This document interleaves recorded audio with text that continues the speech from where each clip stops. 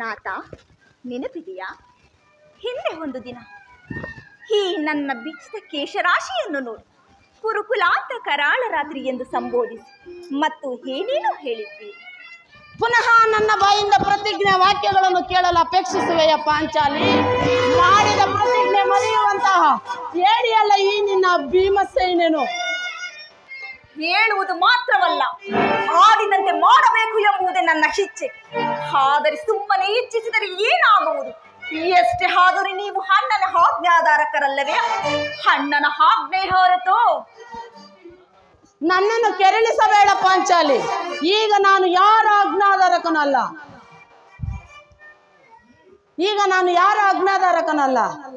ಶಾಂತಿಯನ್ನು ಬಯಸುವನು. ಸಂಧಿಯ ಪ್ರಸ್ತಾಪದಲ್ಲಿ ತೊಡಗಲಿ. ನಾನು ಮಾತ್ರ ಯುದ್ಧವನ್ನು ಬಹು ಆತುರದಿಂದ ನಿರೀಕ್ಷಿಸುವೆನು. ಧರ್ಮ ಪಯಣನಾದ ಯುಧಿಷ್ಠಿರನು ದುರ್ಯೋಧನ ಅನಂತ ಅಪರಾಧಗಳನ್ನು ಕ್ಷಮಿಸಬಹುದು, ಆದರೆ ನಾನು ಕ್ಷಮಿಸುವುದಿಲ್ಲ.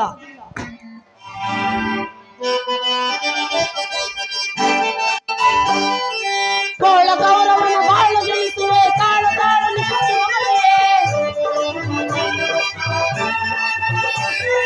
ಕೋಳ ಗೌರವನ ಬಾಳು ಗೆಲ್ಲಿಸುವೆ, ತಾಳು ತಾಳು ಶಿವಮತಿಯೇ.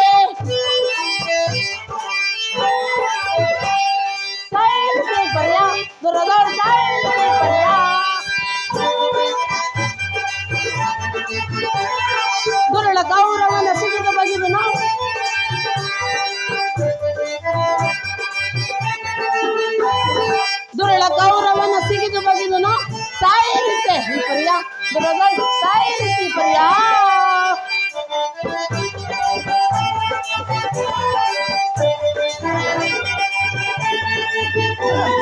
ದುರದೋಳಿಗಳೇ ಕುಲವೆಲ್ಲ ಸದಪಡೆಯುವೆನು ಕಾಂತೆ.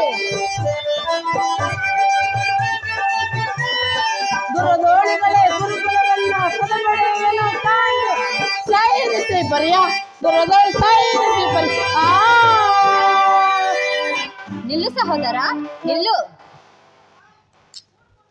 ನೋಡಣ್ಣ, ಹಾಗಲೇ ಭೀಮಸೇನನು ಸಂಧಿಯ ಪ್ರಸ್ತಾಪವನ್ನು ಕೇಳಿ ಕೆರಳಿದ ಕೇಸರಿಯಂತೆ ವಿಜೃಂಭಿಸುತ್ತಿರುವನು.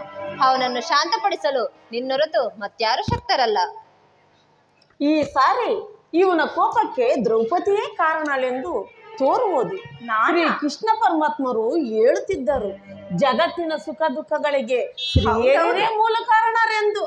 ಅರ್ಜುನ ಆ ಕೌರೇಶ್ವರರೊಡನೆ ಯುದ್ಧ ಮಾಡೋದಕ್ಕಿಂತ ನನ್ನ ಸಹೋದರನ ಕೋಪ ಶಮನ ಮಾಡುವುದೇ ನನಗೆ ದುಸ್ಸಾಧ್ಯವಾಗಿದೆ. ಪಾಂಚಾಲಿ, ಸಮಾಚಾರವೇನು? ಅಣ್ಣನೇಕೆ ಸಿಟ್ಟಾಗಿರುವನು? ಹೇಗೆ? ಈ ನನ್ನ ಬಿಚ್ಚಿದ ಕೇಶರಾಶಿಯು ನಿಮ್ಮ ಪ್ರಶ್ನೆಗೆ ಉತ್ತರವನ್ನು ಕೊಡಬಲ್ಲದು. ಅಗ್ರಜ, ಸಮಯಕ್ಕೆ ಸರಿಯಾಗಿ ಬಂದಿರಿ. ನನಗೆ ಯಾರಲ್ಲಿಯೂ ಕೋಪವಿಲ್ಲ. ಅರ್ಜುನನ ಸಮ್ಮುಖದಲ್ಲಿ ನಿಮಗೊಂದು ಮಾತನ್ನು ತಿಳಿಸಬೇಕೆಂತಿದ್ದನು, ಅದನ್ನು ಈಗಲೇ ತಿಳಿಸಿಬಿಡುವೆನು. ಈ ಸಂಧಿಯ ಪ್ರಸ್ತಾಪವು ನಿಮ್ಮೆಲ್ಲರಿಗೂ ಉಚಿತವಾಗಿ ಕಾಣಬಹುದು.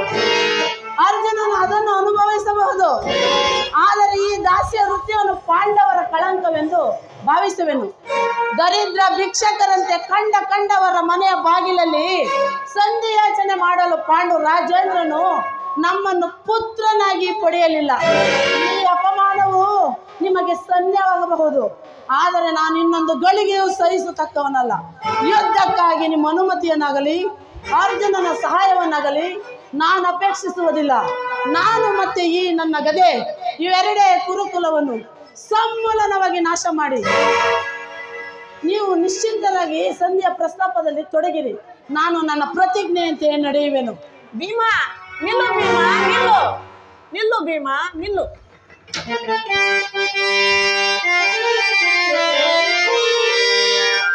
ಮೂನು ಸೇತಕ್ಕೆ ನಿನಗೆ ಪಡಿ ಅನಗುಣ ಭೀಮಸೇನ ಅನುಜಾತನೆ ಸೈ ನಿಜವದು ಮನಸರಿಸಿ ಶಾಂತು ನಾಗು ಭೀಮಾ.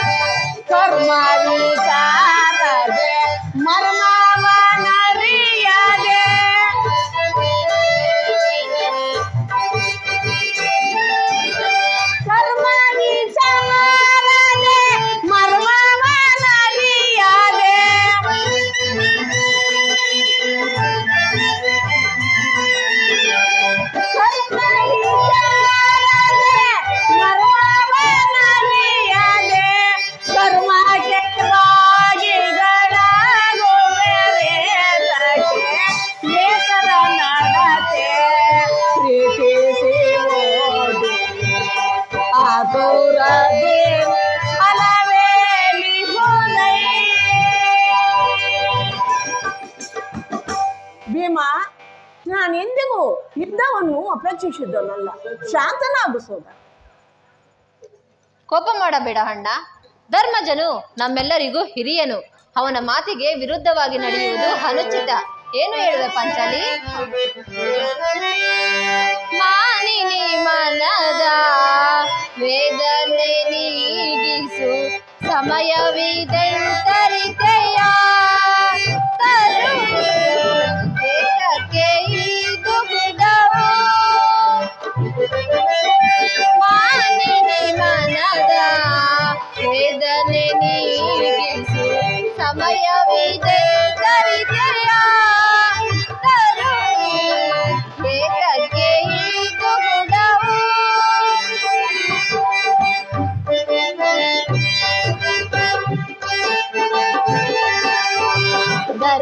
ಧರ್ಮಜನೆಮ್ಮಯ ನಿರ್ಮಲ ಬಾಳು,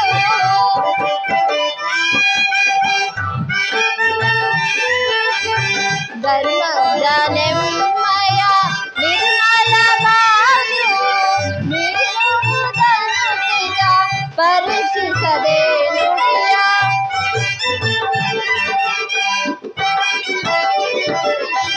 ಮೀರುವುದನ್ನು ಚಿತ್ತ ಪರೀಕ್ಷಿಸದೆ ನುಡಿಯ, ಸಹಿಪದು ಮನದಲ್ಲೂ ತಾಪವ ತರುಣಿ.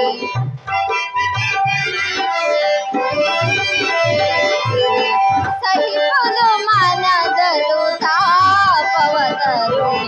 ಧರ್ಮದಿಂದ ಘನ ಕಾರ್ಯ ಸಾಧಿಸು, ಕೋಮಲ ಹೃದಯಲು ಬರದಲು ಸರಿಯೇ. ಧರ್ಮದಿಂದ ಘನ ಕಾರ್ಯ ಸಾಧಿಸು, ಕೋಮಲ ಹೃದಯಲು ಬರದಲು ಸರಿ.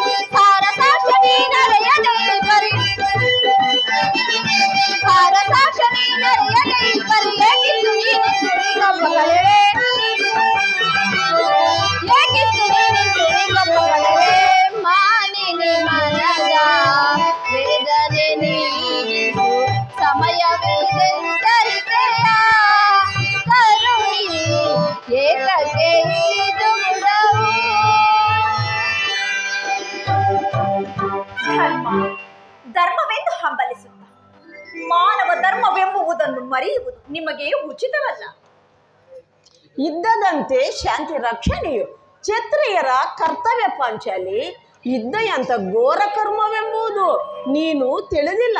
ಅಭಿಮಾನಕ್ಕೆ ನಾವು ಅವಸರರಾದರೆ ಮುಂದೆ ನಮ್ಮ ವಿಚಾರಕ್ಕಾಗಿ ದುಃಖಿಸಬೇಕಾಗುವುದು. ಅದಕ್ಕಾಗಿಯೇ ಸಂಧಿಗಾಗಿ ಇಷ್ಟೊಂದು ಪ್ರಯತ್ನಿಸ್ತಿರುವೆನು. ರಾಜೇಂದ್ರ, ಧೌಮ್ಯರನ್ನು ಸಂಧಿಗೆ ಕಳುಹಿಸಿ ಅಪಮಾನಪಡಿಸಿದ್ದಿ. ಕುಲ ಪುರೋಹಿತರನ್ನು ಕಳುಹಿಸಲು ಇದು ಮದುವೆಯ ಔತಣವಲ್ಲ ಎಂದು ಹೇಳಿ ಕಳಿಸಿದ ಕೌರವ ಅದರ ಪರಿಜ್ಞಾನವೇ ಇಲ್ಲದೆ ಹೋಯಿತೆ. ಈಗ ಶ್ರೀಕೃಷ್ಣನನ್ನು ಕಳುಹಿಸಿ ಪುನಃ ಅಪಮಾನಪಡಿಸಿದ್ದೀರಲ್ಲ ಎಂಬುವುದೇ ನನ್ನ ಚಿಂತೆ. ಅರ್ಜುನ, ನಾನಿಂದ ಹೊರಡುವೆನು. ಈ ಸಂಧಿಯ ಪ್ರಸ್ತಾಪವು ಕೇಳುವುದರಿಂದ ನನಗೆ ಯಾವ ಪ್ರಯೋಜನವಿಲ್ಲ. ಅಪೌರುಷದ ವರ್ತನೆಯ ಪುರಸ್ಕಾರವು ಅವರಿಗಿರಲಿ. ಪ್ರತಿಜ್ಞೆಯಂತೆ ನಡೆಯುವ ಸ್ವಾತಂತ್ರ್ಯ ಮಾತ್ರ ನನಗಿರಲಿ. ನಾಟ ಸ್ವಲ್ಪ ಅದು ನಮ್ಮಣ್ಣನಾದ ಶ್ರೀಕೃಷ್ಣ ಪರಮಾತ್ಮನು ಬರುತ್ತಿರು. ಅವರಿಂದ ರಾಜಸಭೆಯ ವಿಚಾರ ತಿಳಿದ ಬಳಿಕ ನಿಮ್ಮ ಇಚ್ಛೆಯಂತೆ ಮಾಡಿ. ಅಣ್ಣ ಬಂದೆಯಾ?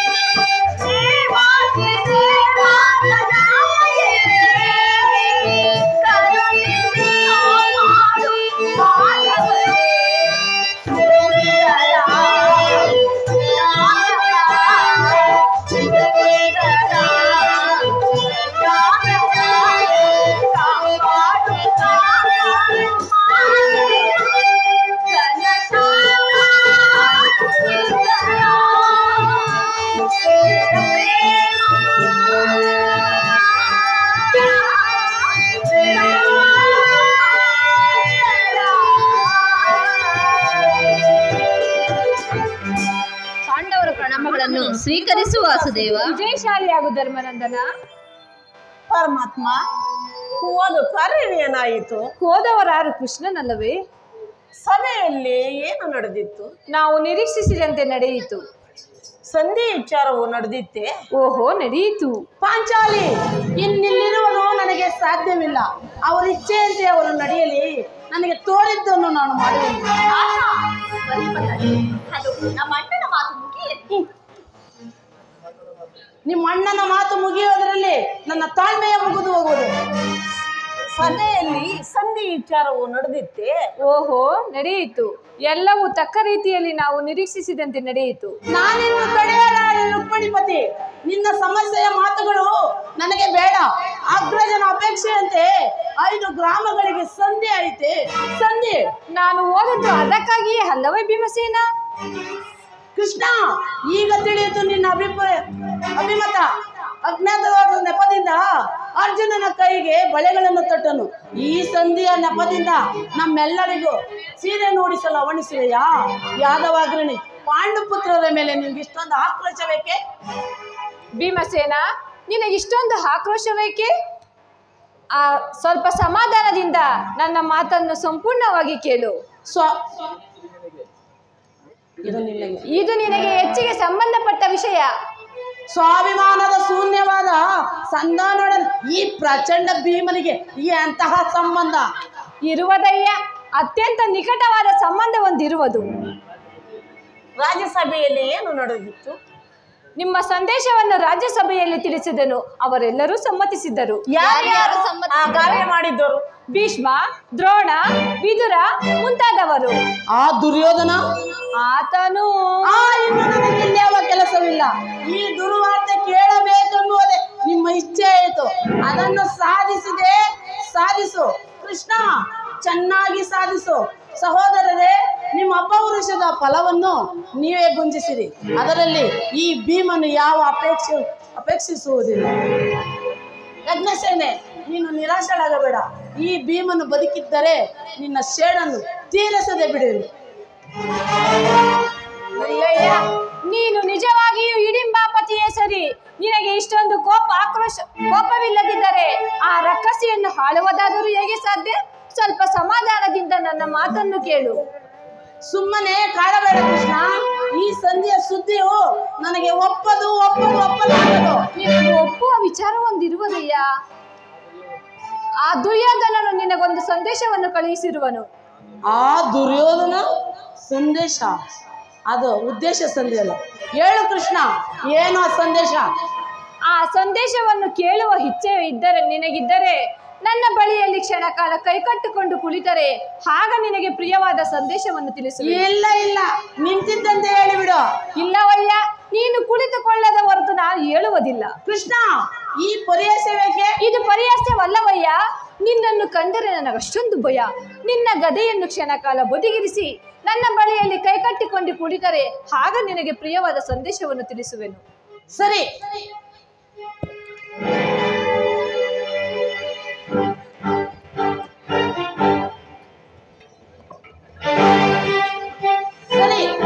ನಿಶ್ಚಯಂತೆ ಕುಳಿತುಕೊಳ್ಳುವೆನು. ಈಗಲಾದರೂ ಹೇಳು, ಏನು ಆ ಸಂದೇಶ? ನೀನು ಕೋಪ ಮಾಡಿಕೊಳ್ಳಬಾರದು. ಸರಿ, ಹಾಗಾದರೆ ನೀನು ನನ್ನ ಬಂದಿ. ಕ್ಷಣಕಾಲ ಮಾತ್ರ. ಯಜ್ಞಸೇನೆ, ಸಮೀಪಕ್ಕೆ ಬಾ. ನಾನು ಹೇಳಿದಂತೆ ಮಾಡಬೇಕು ಕಂಡೆಯ? ಅಣ್ಣ, ನಿಮ್ಮ ಮಾತನ್ನು ಎಂದಾದರೂ ಮೀರಿದ್ದೇನೆಯೇ? ಹಾಗಾದರೆ ತೆಗೆದುಕೋ ಯಜ್ಞವನ್ನು. ಇದರಿಂದ ನಿನ್ನ ಪತಿಯ ಕರಗಳನ್ನು ಬಂಧಿಸು. ಇದೊಂದು ನನಗೊಂದು ಕಡೆ ಪುರಸ್ಕಾರ ರೂಪವಾಗಿ ದೊರೆಯಿತು. ಇದರಿಂದ ನಿನ್ನ ಪತಿಯ ಕರಗಳನ್ನು ಬಂಧಿಸು. ಅಣ್ಣ, ಏನಿದು ಪರಿಹಾಸ್ಯವೇ? ಇದು ಪರಿಹಾಸ್ಯವಲ್ಲ ತಂಗಿ. ನೀನು ಶತ್ರುಗಳ ಹೆಡೆಮುರಿಯನ್ನು ಬಿಡಿಸುವುದರಲ್ಲಿ ಮಹಾಪಂಡಿತೆಯಂತೆ. ಹಾಗೆಯೇ ನಿನ್ನ ಪತಿಯ ಕರಗಳನ್ನು ಬಂಧಿಸಲು ಬರುವುದೋ ಇಲ್ಲವೋ ನೋಡೋಣ. ದುರ್ಯೋಧನ, ಭೀಮ, ಇದು ದುರ್ಯೋಧನನ ಸಂದೇಶ. ಪಾಂಚಾಲಿ, ನನ್ನ ಕೃಷ್ಣನ್ ಹೇಳಿದಂತೆ ನನ್ನ ಕೈಗಳನ್ನು ಬಂಧಿಸು.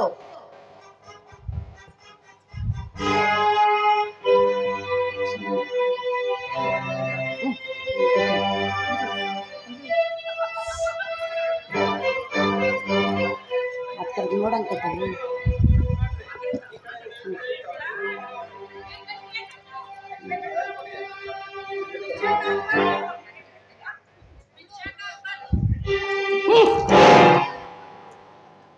ಈಗ ಎಲ್ಲರೂ ಕೇಳಿರಿ.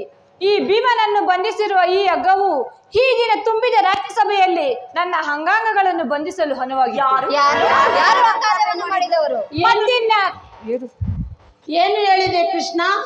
ಈ ಹಗ್ಗದಿಂದನು ನಿನ್ನನ್ನು ಬಂಧಿಸಲು ಯತ್ನಿಸಿದರೆ ಯಾರು ಯಾರು ಆ ದುರಾತ್ಮರು? ಮತ್ತಿನ್ಯಾರು? ದುರಾಭಿಮಾನಿಯಾದ ದುರ್ಯೋಧನನು ಆಜ್ಞೆ ಮಾಡಿದನು. ದುರಾಚಾರಿಯಾದ ಅವನ ತಮ್ಮ ಈ ಕಾರ್ಯ ಮಾಡಲು ಯತ್ನಿಸಿದನು. ಇಂತಹ ಸಾಹಸಿಗೆ ಮತ್ತಾರಿಗೆ ಸಾಧ್ಯ? ಯಜ್ಞಸೇನೆ, ನನ್ನ ಕರೆಗಳನ್ನು ಬಿಡಿಸು. ಈ ನೀಚ ಕೃತ್ಯದಿಂದ ಕೌರವನ ದುರಾಭಿಮಾನವು ಶಿಖರವನ್ನು ಮುಟ್ಟಿತು. ನಮ್ಮ ಪ್ರಿಯ ಬಂಧುವಾದ ಕೃಷ್ಣನನ್ನು, ಪಾಂಡವರ ರಾಯಭಾರಿಯನ್ನು ಈ ರೀತಿ ಅವಮಾನ ಪಡಿಸಿದರೆ ಆ ಕುನ್ನಿ ಕೌರವ ಅಗ್ರಜ ಧನಂಜಯ, ಇದಕ್ಕೆ ನಿಮ್ಮ ಉತ್ತರ ಏನು? ಆ ಭೀಮಸೇನ ಅಷ್ಟು ಮಾತ್ರವಲ್ಲ, ಆ ದುರ್ಯೋಧನನು ನಿನಗೊಂದು ಸಂದೇಶ ಕಳಿಸಿರುವನು.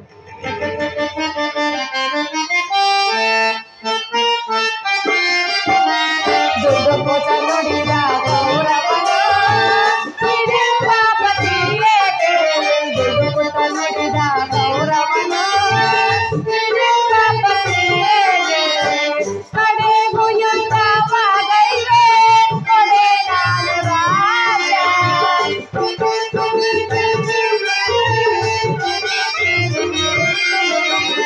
ಕಡೆಗೂ ಯುದ್ಧವಾಗೈತೆ, ಕೊಡೆ ನಾನು ರಾಜ. ಐವರಿಗೈದು ಊರಲು ಕೊಡು, ಜೀವನಿಗೊಂದು ಊರಲೇನು.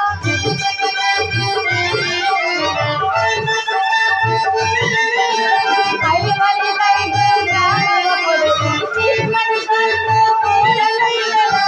ಕೊಡುವೆನು ರಾಜ ನಾಮಳಿದಾದಿಂದ, ಕೊಡುವೆನು ರಾಜ ನಾಮಳಿದಾದಿಂದ.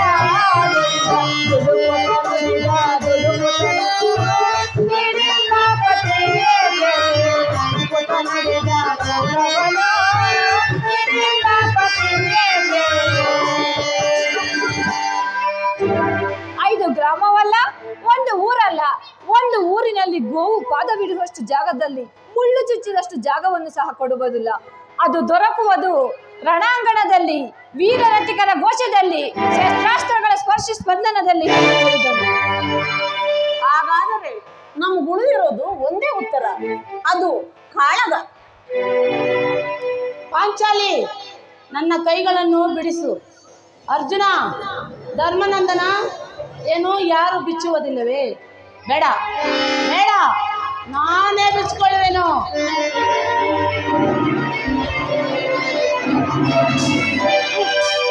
ಎಲ್ಲಿ ಎಲ್ಲಿ ನಮ್ಮೊಡನೆ?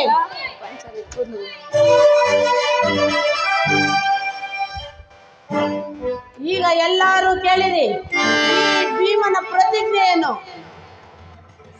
ನಾನು ವಾಯುದೇವನ ಅಂಶದಿಂದ ಜನಿಸಿದ್ದೆ ನಿಜವಾದರೆ, ವೀರ ಮಾತೆಯಾದ ಕುಂತಿದೇವಿ ಸ್ತನ್ಯಪಾನ ಮಾಡಿದ್ದೆ ಸತ್ಯವಾದರೆ, ನಾಳಿನ ದುರ್ಯೋಧನನ 99 ಮಂದಿ ಸಹೋದರರನ್ನು ಸಮೂಲನವಾಗಿ ನಾಶ ಮಾಡಿ, ಇವಳ ದುಶ್ಯಾಸನನ್ನು ಅಕ್ಷಸ್ಥಳವನ್ನು ಬಗೆದು ಆತನ ಗುಂಡಿಗೆ ಬಿಸಿ ರಕ್ತದಿಂದ ಪಾಂಚಾಲಿ ಬಿಡುಮುಡಿಯನ್ನು ಕಟ್ಟಿಸುವೆನು. ನಂತರ ಆ ದುರ್ಪಿತ ದುರ್ಯೋಧನನ ವಕ್ಷಸ್ಥಳವನ್ನು ಬಗೆದು ಆತನ ಗುಂಡಿಗೆ ಬಿಸಿ ರಕ್ತದಿಂದ ರಾಜ್ಯ ಕಿರೀಟವನ್ನು ನನ್ನ ಎಡಗಾಲಿನಿಂದ ಒದ್ದು ಒದ್ದು ಪುಡಿ ಪುಡಿ ಮಾಡದೆ ಹೋದರೆ ನನಗೆ ಅತಿ ಭಯಂಕರವಾದ ನರಕವೇ ಪ್ರಾಪ್ತಿಯಾಗಲಿ. ಇದಕ್ಕೆ ಕೃಷ್ಣನ ಪಾದವೇ ಸಾಕ್ಷಿ.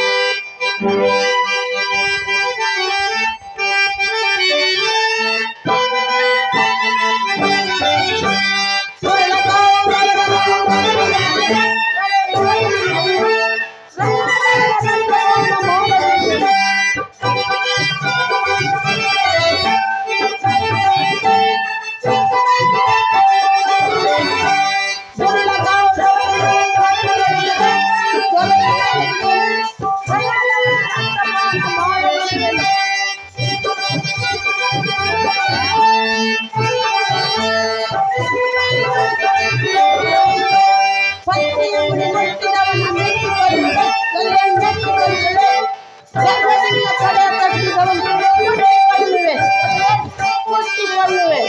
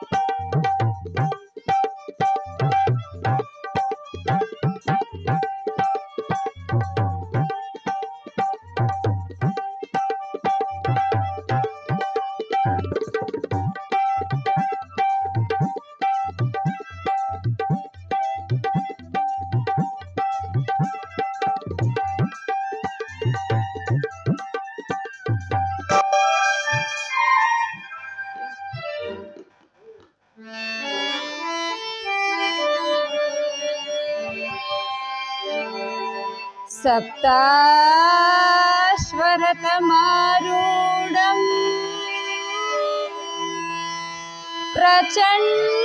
प्रचण्डम्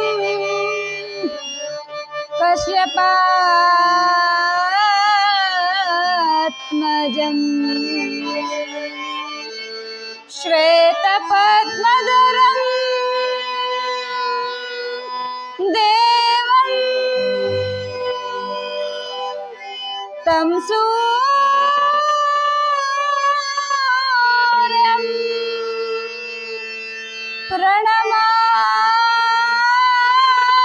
प्रणमाम्यहम् तं सूर्यं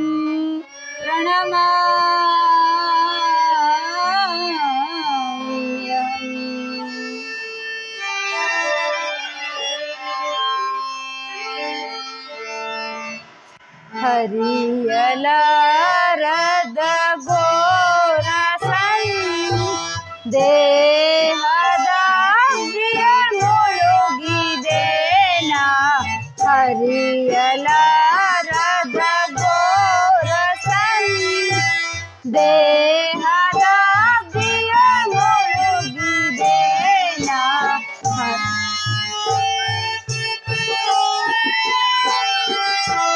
ಮನದಿ ಮೂಡಿದ ಅಂಧಕಾರವ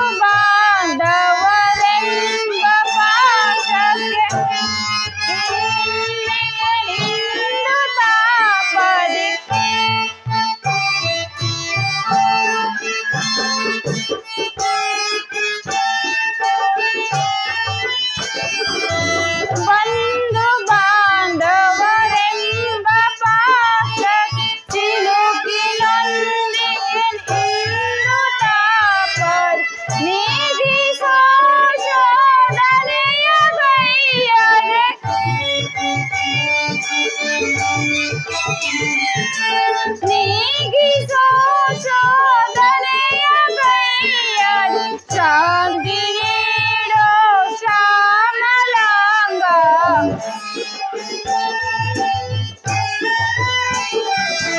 ಶಾಂತಿ ನೀಡೋ ಶ್ಯಾಮಲಾಂಗ. ಹರಿಯಲಾರದ ಘೋರ ಸಂದೇಹ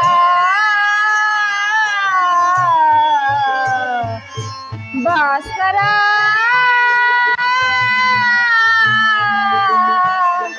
ಭಾಸ್ಕರ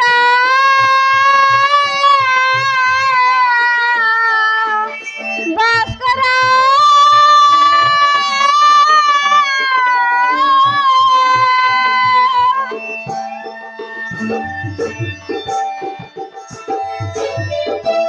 ಓಂ ಸೂರ್ಯದೇವಾಯ ನಮಃ.